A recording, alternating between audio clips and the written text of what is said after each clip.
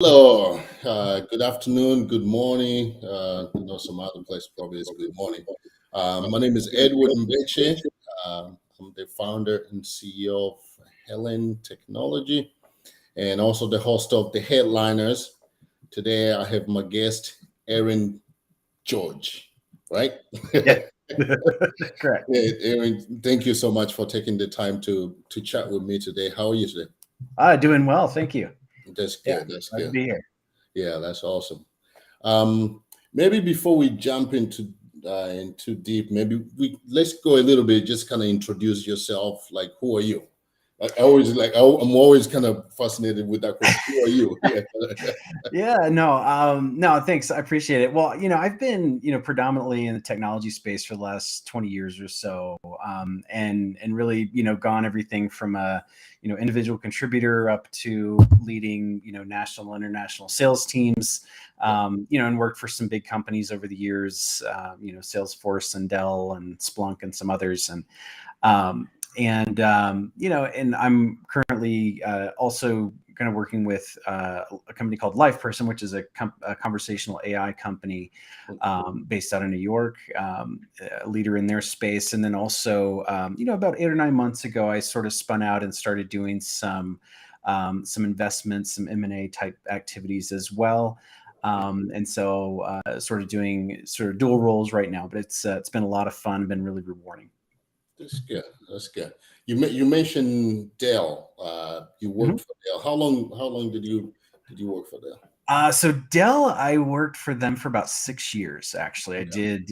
Yeah, I worked for them in their the federal space, and then also in their large corporate, sort of, large enterprise space. Yeah, yeah. Is it Dell? Did Dell? Is a did they buy Compact? Who bought Compact? I think it was like one of those companies. Did they? I don't. I didn't hear that Dell bought Compact. Yeah, maybe. Yeah, Yeah, I I don't know. worked for them. It's been several years since I worked there, but I actually had Dell as a customer up until just a year or two ago. Then So you yeah, I switched. stayed in touch for sure. Now you're like what? You're a Mac, Apple customer kind of thing.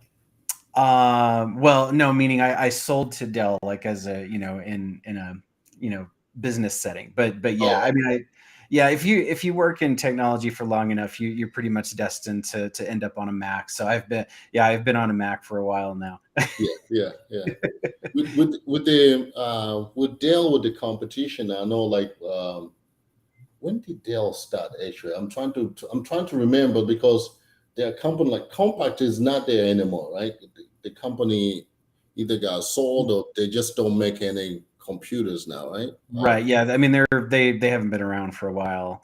Yeah, I mean, it's traditionally it's Dell, Hewlett Packard, and then you'll have like some others that are kind of on and off. Lenovo and some others yeah, that kind yeah, of come and go, and there's always somebody that kind of comes into the market. E-machines and random computers that don't tend to stick around, yeah. uh, like Dell and HP.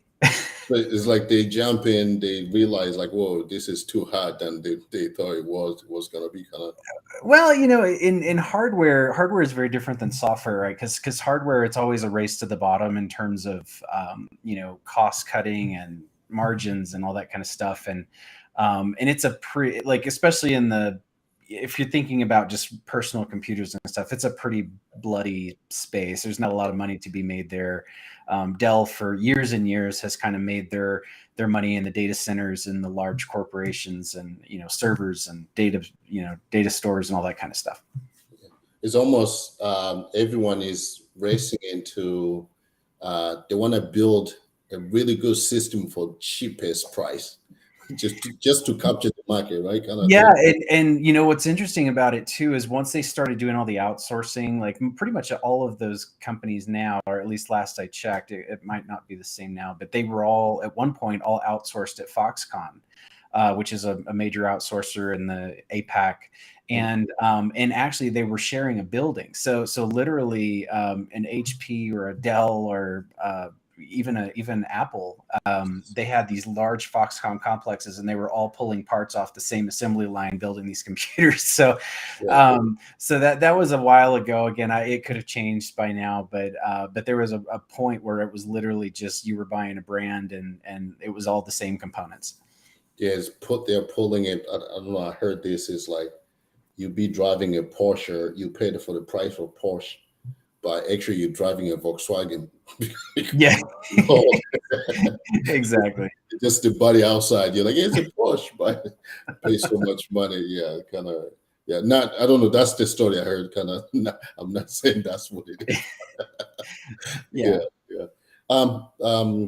Salesforce. I know, like, this company is huge and humongous, Mhm. and I'm trying to get into kind of learn a little bit. But I was like, whoa, this is it's a different animal because it allows you to do Very so much. much in there, Very not much. just kind of tell a little bit like what did you do at Salesforce? Kind of. So Salesforce, I started off actually as an individual seller there, and I sold a product in their application development space. It was a product called Heroku. For anyone who's familiar with application development, they're probably familiar with that. And that sort of morphed into selling that plus some of the core Salesforce offerings that really kind of centered around application development, integration, and security. Those are kind of the three areas that I sort of stayed in, and had a lot of success there. Broke records as an individual seller. Then I moved up to a VP, ran some national and international teams there. Yeah, I mean, Salesforce is an incredible company. It's run just like a Swiss watch. I mean, it's just an amazing company. Mark Benioff and Brett Taylor and some of those guys are just incredible executives. Just I can't speak highly enough about Salesforce. They're just an amazing organization. Yeah, is it easy to get into, like, to get hired by that company? Oh no, no, no, no, no, it is not. Yeah, they're huge now. I mean, when I went, this was probably 6 or 7 years ago. So they hadn't bought MuleSoft yet. They hadn't bought, they hadn't purchased Slack. They hadn't done some of the big moves that they've done recently. Uh-huh. But they were just the growth, just the year over year growth was just insane. And so because of that, everybody wanted to get in there, and it was really difficult. I mean, my interview process was extremely intense Yeah, to get in there, but when you're there and you get into the company, I mean, every resource that you could possibly want is available to you to try and help you be is it helpful? successful. Yeah, Yeah. yeah. Would it? I know, like, the little, like, knowledge I had is, like, I thought it was more like Salesforce is a place where you manage your contact list just to kind of view Well, which. Yeah, that's where they started, yeah, right? They're CRM, customer relationship management right. is really the core of kind of where they started, and then they had the idea of like, hey, we've built all this great technology. What if we open this up and start creating other products with it and enable other people to create products with the same technologies? And so they started doing that and creating new products out of those things. And so you started seeing things like, communities, and it used to be force.com. It was kind of their low code application platform. Then it went to Service Cloud, and, all these different things that they sort of started either building and or acquiring and or doing some sort of combination of both. And it just kept growing and growing. And the way that they sort of weave it all together on the back end is really incredible. And so that's, yeah, they're a juggernaut now. I mean, they're up there with some of the household names, Google, Yeah, Microsoft. yeah, They're yeah, up there with those guys. yeah.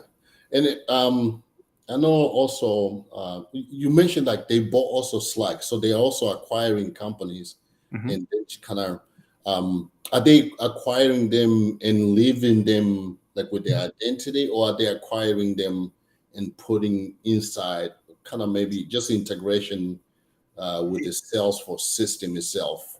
Because Uh, you can do so much in that system, right?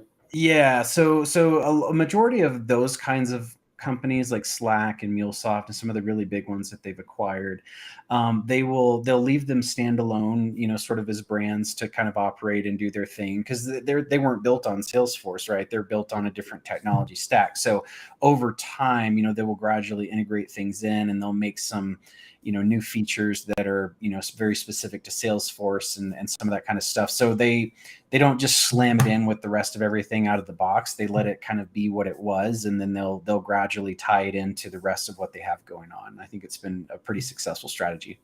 Yeah, as you're aware, I know like my company is like is a super app that we're developing.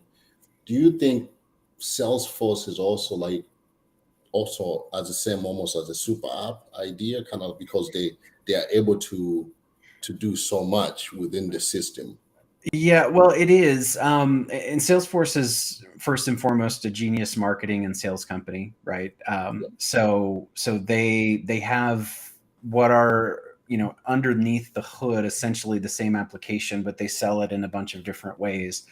But yeah, I would very much say it's a super app, especially the core technologies that they build on.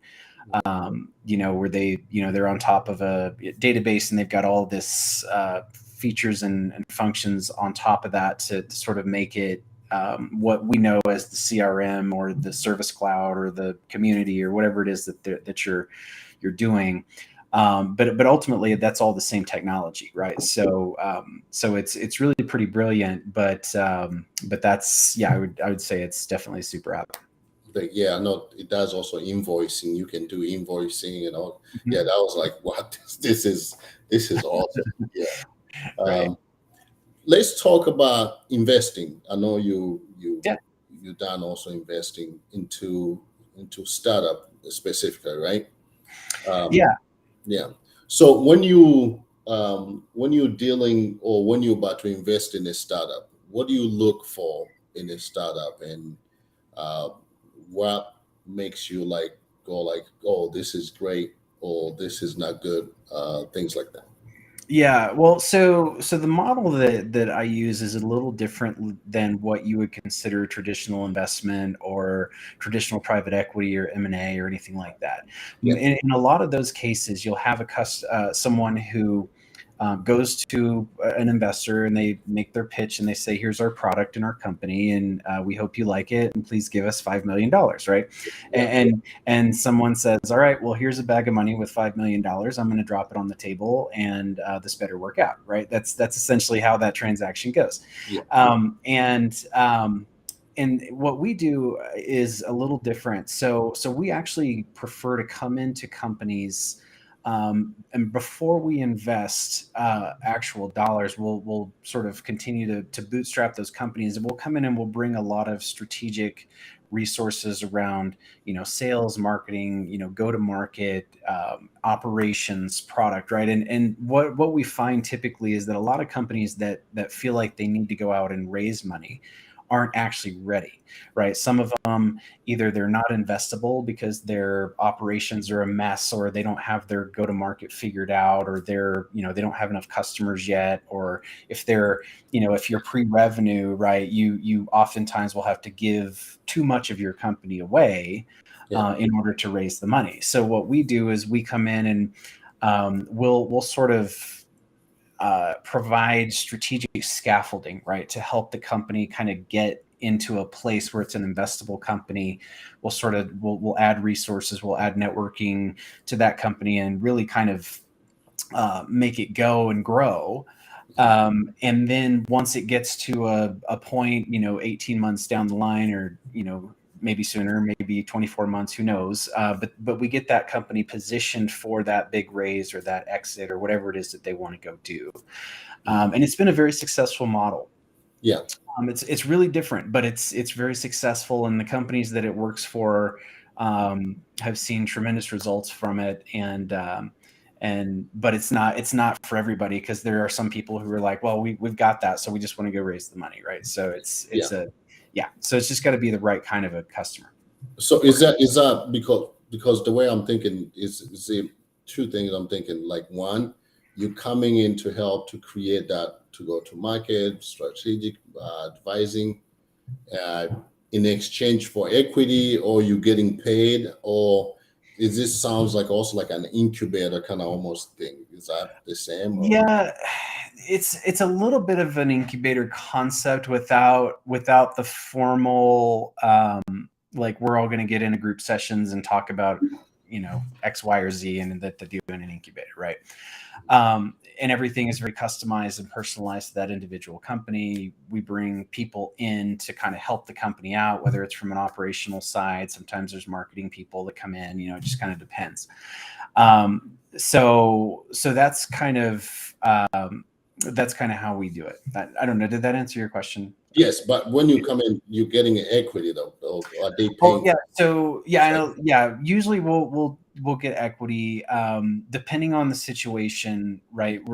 We can be flexible with the formatting of it, whether it's equity and or some sort of a compensation component. It really just kind of depends on the company, right? Some companies, if they're pre-revenue, then clearly you're not going to get right a compensation component Yeah. of that. But so that's just sort of how we do it. And it's like I said, it's a pretty big departure from the way that traditional private equity works. But like I said, for us, it's been a really successful model. Okay. There's this thing that I have run into is like it's almost like a script that investor use, right? So let's say a founder A has a startup with a total market share of 100 million, right? Mhm. And you as a an advisor or strategic partner, you come in, you're like, hey, you give me 10% of your company, I'll offer you all this strategic partnership, um, and to go to market, whatever is involved. And then founder B has a startup with a total market share of $1 billion, and you're asking the same equity base, like 10%. And so it's like it's almost kind of like, hey, the way I'm trying to see is investor or strategic partner when you come in, do you look also at the market share, or you don't care about that? You just say, hey, you're a startup, I'm just getting my 10%. That's Yeah, no, well, you definitely will, right? Because if you have, like, if you're, like, to your point, if it was a company with $1 billion market cap and they want to bring you in, I think, everybody would fall over backwards if they gave 10% of their company away, right, tomorrow. So, um, yeah, I mean, there's certainly levels and room, to kind of have conversations there, but yeah, it's not always a hard fast rule, right? Some companies that are young and have no customers and no revenue, sometimes you take a big stake in those companies and then you sort of dilute yourself out over time, right? It just kind of depends on what you're dealing with, what kind of company it is, what the revenue is, what the space is, how fast are they growing, how much help do they need, how many resources do you need to bring in, right? There's a lot of factors that kind of go into it. okay, okay. And also, I guess founders should be aware also that either investor or strategic partner, they are looking for their own also. Just not to just hand their equity to them like, hey, okay, fine. If you said this is it, maybe kind of negotiate it within that kind of. Yeah, I mean, clearly, and it depends too. Like if you've got, if you have a company that has 15 people on the cap table already, it's probably going to be a pretty messy situation, right? So it may not be the best one to kind of take a look at. But if it's an individual founder, maybe two founders, and they've got pretty much most or all of the equity of the company, it becomes a pretty easy conversation to just figure out. Right now, I know what's going on. I was talking to one of my friends about this investor right now. They're hesitating investing into startup, right? But Hmm. I feel like a lot of these investors were rushing into investing into cryptocurrency and Yep. cryptocurrency or anything has to do with blockchain and all that stuff. So they got Hmm. burned with that cryptocurrency, and now they're trying to loop everyone in the same bag say, hey, we're not investing in startup. But it's how do you explain it? Be like, you're trying to be like, no, guys, hey, we're not cryptocurrencies. We're a startup, but we're not a cryptocurrency where you got burned. Look, give them a chance to, take a look. Give us a chance to just kind of take a look at what we're Yeah, doing. well, I would say this: if you have a company, Question: did you lose money from cryptocurrency? Maybe I should say that. no, no, Okay, no, I didn't okay, really. yeah, yeah, No, if you have a company that, or you have an investor who invests one time and they might lose money on something, whether it's market forces that were beyond anybody's control, like what happened with crypto, or something else happened, and then from that point on they say, oh, I'm never investing in that type of company again. That probably tells you that they're just not a very good investor, yeah, quite frankly. And really, you have to look at every company on its own merits. You have to look at every company, and just kind of evaluate, because like two companies that are in the same space, like if you say cryptocurrency, or let's just say blockchain as a more general term, right? If you've got two blockchain companies that are sitting side by side and they both are asking for the same amount of money, what you're really looking for is who has their market figured out, who has their value prop figured out. Do they have customers? Are those customers staying? Are they repeating? Are they going?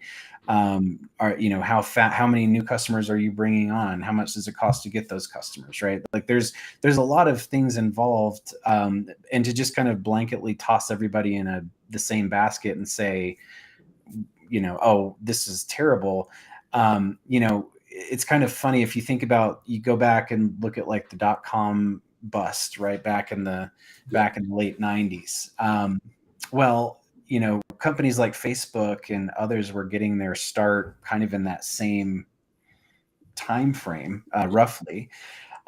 So if you were to just say, well, I'm not investing in tech stocks anymore, well, you would have missed out on Facebook. You would have missed out on, Google, a bunch of these companies, like Amazon's, run. You would have missed out on Apple's run. You would have missed out on all these different companies just because you just blindly said, well, I'm not investing in that space. yeah, And it's your prerogative if you want to do that. But I think you have to just take an individual view of companies, because regardless of what the economic climate is, regardless of what the the situation is within a particular industry, there's always disruption. There's always things that can happen that can just turn an industry on its head. And if you're not looking for that, you're going to miss it. So yeah, yeah. That's true. On one other thing also, let's switch gear. Let's talk about merger and acquisition, right? Um, so when you invest in a startup, a lot of the time investors are asking for exit strategy, right? mhm. And a lot of them, and what I have found is like there are so many founders or people that have started company where they start a company 3 4 years later they sell the company 3 4 years later they sell. So that's like their business of starting Uh-huh. a company and selling companies, starting a Yeah. company, selling. So is this kind of positioned almost people like not to think that far,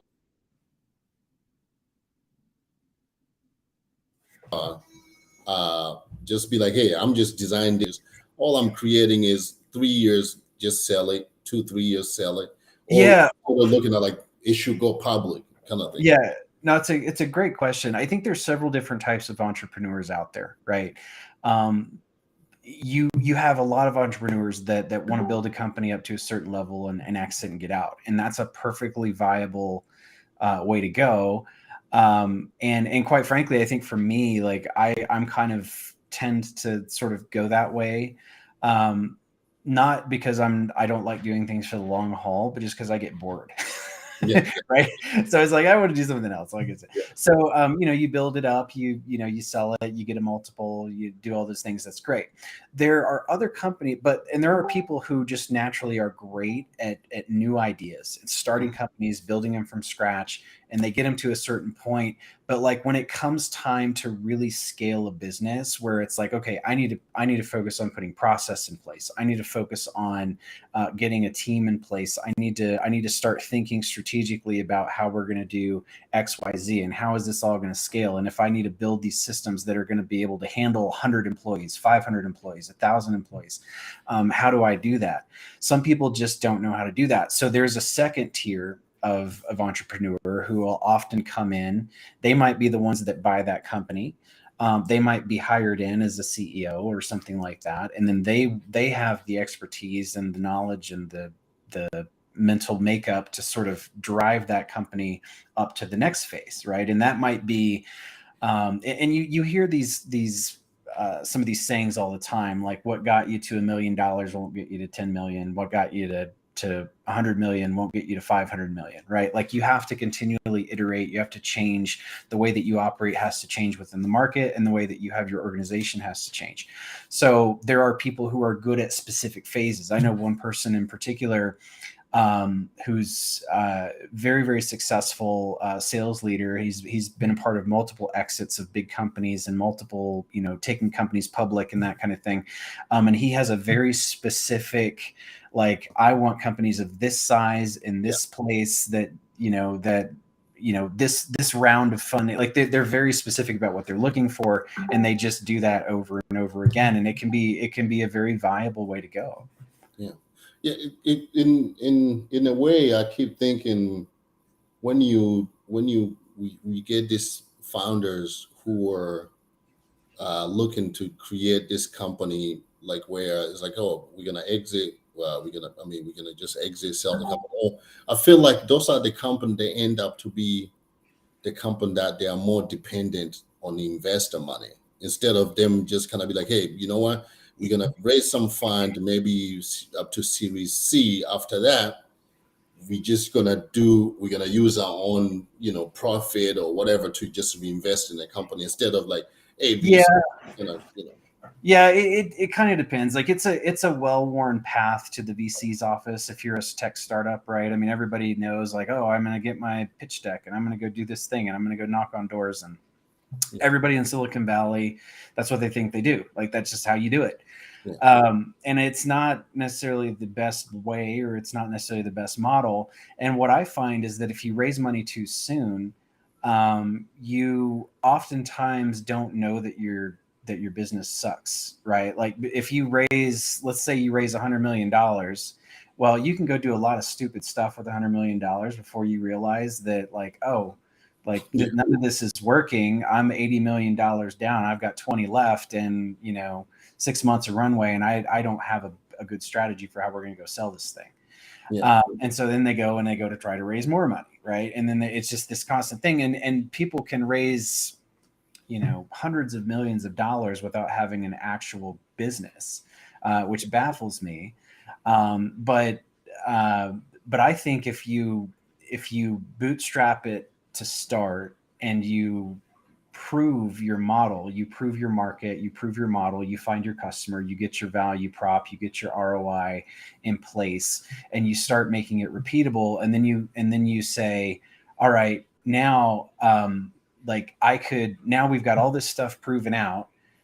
I can now go and raise $20 million, hire an entire sales and marketing organization. I can start buying, ads or whatever it is that you want to go do. yeah, And now I can pour fuel to the fire, but everything's already proven out. So now we're just going, right. We're not burning money trying to figure out what we're doing. yeah, To me, that's a much better prospect, for not only for yourself but also for the investor, right? So that company's a lot more likely to be invested in. yeah, yeah. Yeah, it's so true. And also, I heard this company. This is where you saying like they raise money without even realize like they don't have a business.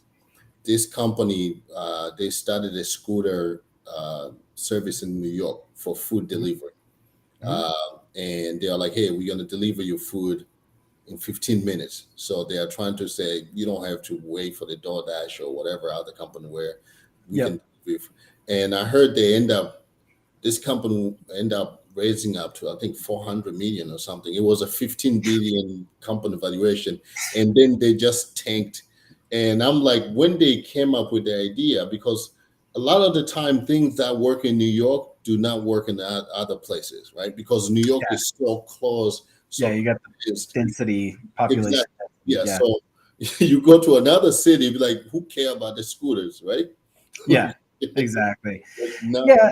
yeah, And there are some legitimate reasons to raise a lot of money. Like if you're a finance company, for example, right? Finance companies, they can go out and raise. I talked to a guy who his first round, his seed round, I think was a record breaking round, and he raised like $280 million or something close to it in a seed round, right? wow, And but he was a finance company, right? So he was lending that money out to people and doing things, so it made sense. It's like, okay, well, I understand why you raise that.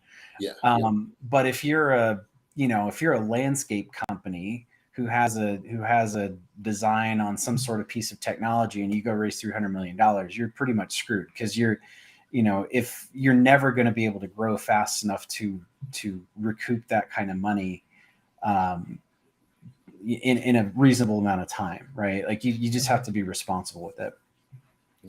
Why? Yeah, let's go to this also. Why do investors or venture capital uh, more scared? Not, I don't know if the word scared I should use, but they are more. It's like, who's your lead investor? They want you to have a lead investor first.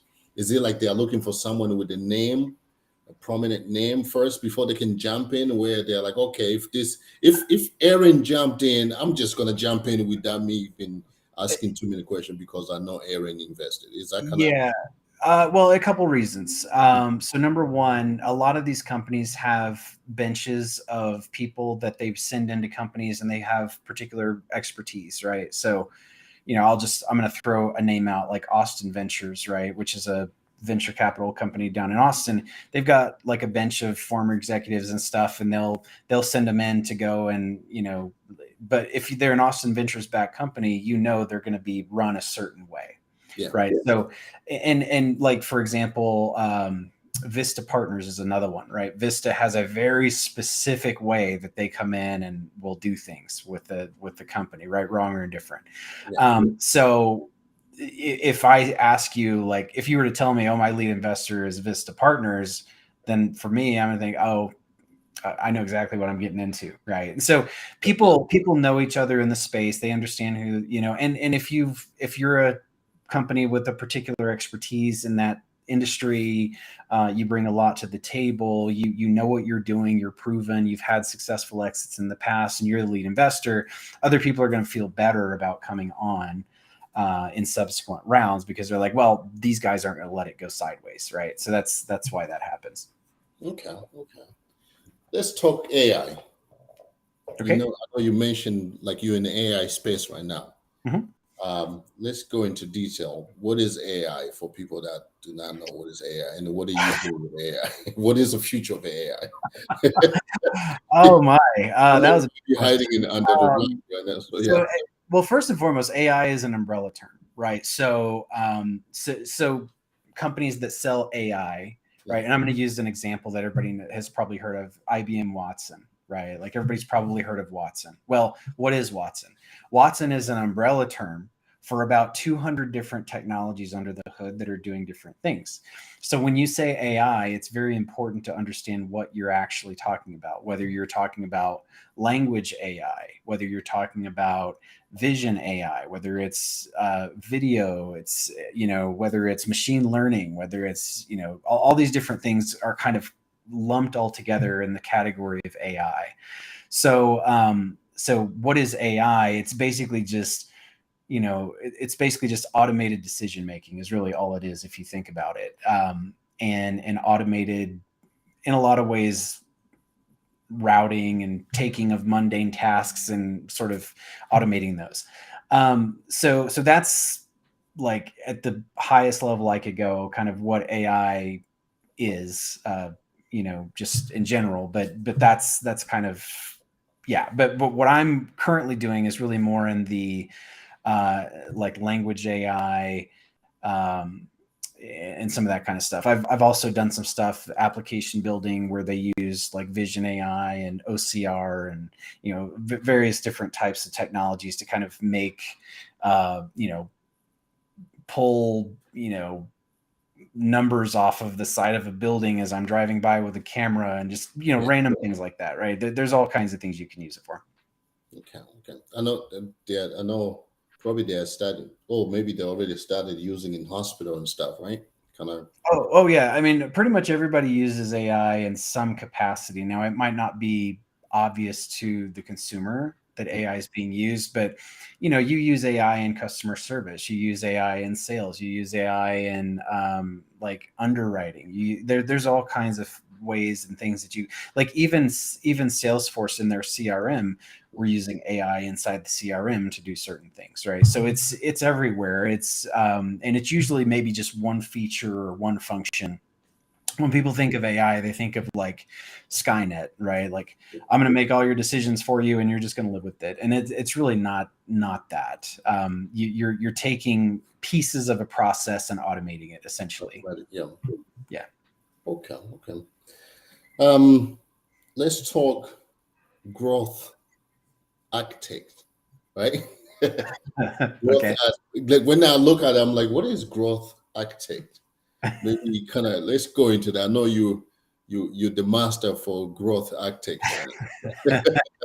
Yeah, so growth architect is essentially a lot of what we talked about before about some of the investments, right? What we come in is when we That's come in, we sort of work with the strategic nature of like, hey, what does your go to market look like? What is your sales messaging? What is your marketing messaging? How are you set up? Where are you marketing? Where are your sales?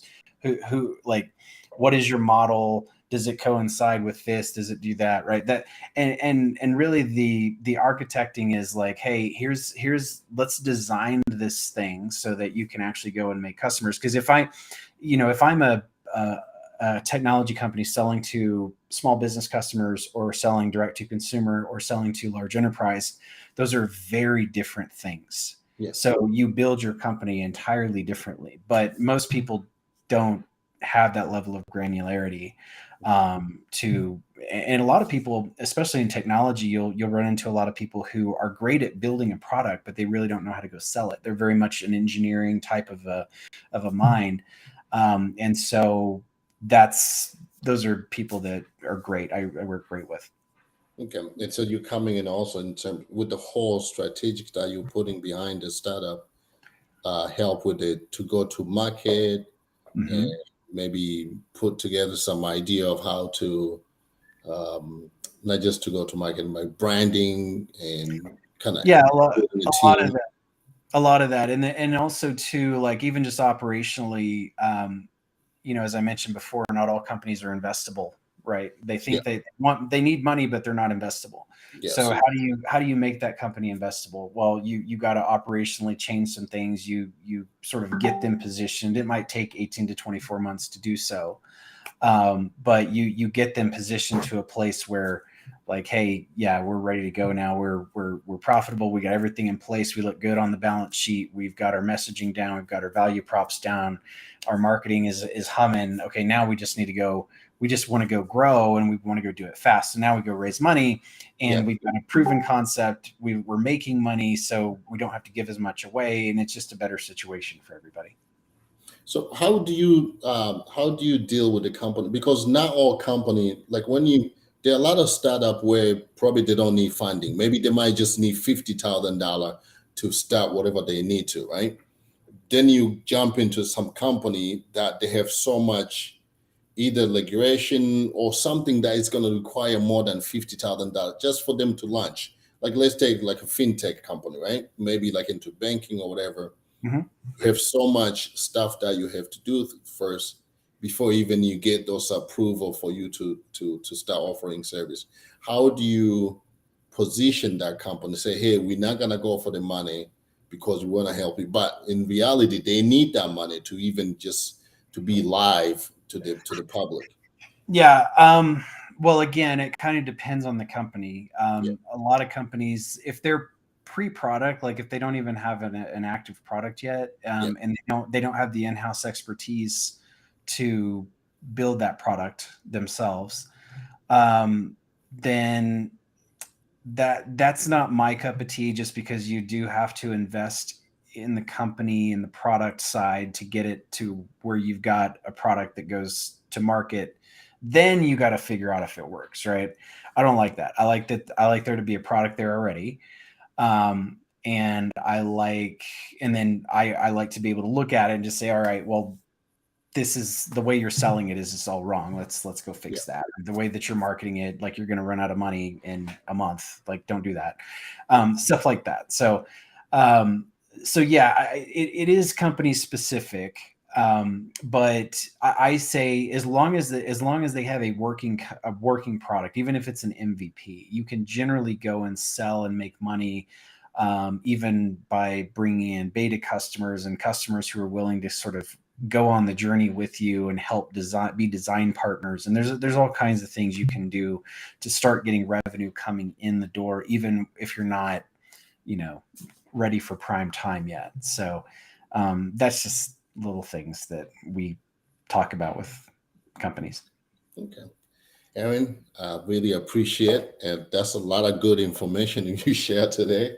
And, and thank you so much for taking the time to talk, to kind of chat, and the headliners, and and of course, if you have anything, how can people find you on social media? Yeah, I mean, LinkedIn is probably the easiest way to find me. You can also email me. You can just, it's Aaron, Aaron at verticalprofits.com. Those are like the two easiest ways to find me, and I'm generally pretty accessible that way. Thank you so much again, Aaron. All Of right. course. Hang on just a minute.